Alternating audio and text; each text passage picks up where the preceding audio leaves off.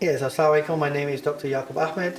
I was born and raised in London. I did a PhD in Ottoman history, and I'm currently a lecturer and academic in Istanbul University. What sparked your fascination with Ottoman history, and why do you advocate for a wider exploration of its narratives? So one, it's 600 years of Islamic history, which I believe there's a blind spot collectively in the minds of Muslims. And I feel like in order for us as Muslims to understand where we belong in the world right now, we need to start to fill those gaps in our heads from the time of Rasulullah up until now. What stands as the most pervasive myth surrounding the records of the Ottoman Empire? So for me, the biggest issue is when people contest or challenge the Ottomans' Islam in of itself. And I think that's problematic, whether it's from a Western European perspective, or an Orientalist perspective, or an Islamic perspective. The one thing which has been consistent of people who critique the Ottoman Empire is they critique their Islam. And so I find that problematic. How did the Western critical method shape popular misconceptions about the Ottoman Empire, and what impact do these distortions have on our perception of its rich history and culture?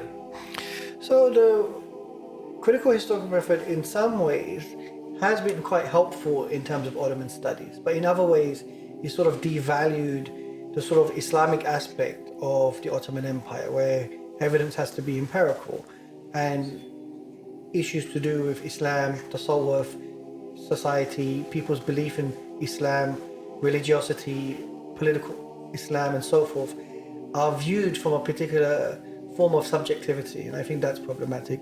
Islam is not speaking for itself. The Ottomans don't exist, so they can't speak for themselves. So then Western academia speaks about Islam and the Ottomans from its perspective.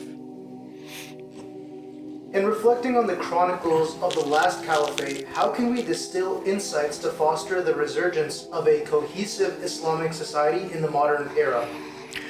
That's a great question. I think basically, in order to see how the last caliphate actually functioned in terms of political theory that has a lot of similarities to the way that we live right now, I think that would be the most helpful way. A lot of the times when we think of Islamic political discourse, we bypass the Ottomans and look at something which feels very far away.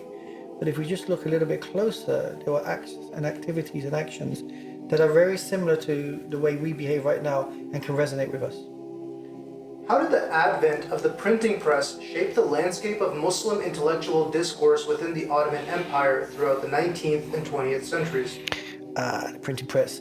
So the printing press is really interesting because the 19th century saw a steam revolution and it saw paper revolution. And as a result, what it permitted in the Muslim world was the ability to disseminate ideas around the Muslim world very quickly. And so what we started to see was a renaissance in Arabic, Turkish or Ottoman Turkish, Hebrew, Greek, Armenian. So there was a particular movement in the Ottoman world and Muslim world, which was a reflection of the printing press's impact to make ideas move very quickly from one place to another.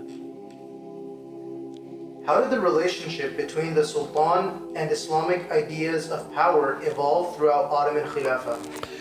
So they evolved as the spaces and times evolved.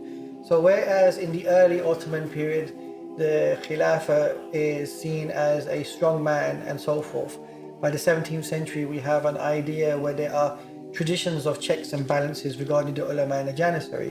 And in the latter part of the Khilafa, we have an idea of constitutional theory in the modern context and having a parliament. So the evolution actually moves along as times move along in many ways, showing that the Khilafa system has this transformative ability. What divisions among the Ottoman subjects caused the subsequent rebellions and downfalls of the Ottomans?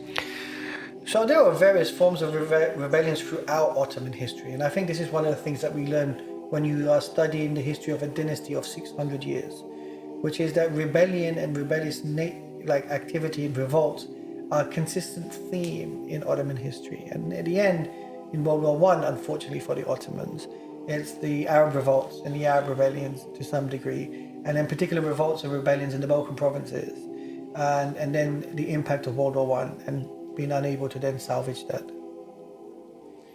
To what extent did external powers cause or exasperate those divisions? A large extent.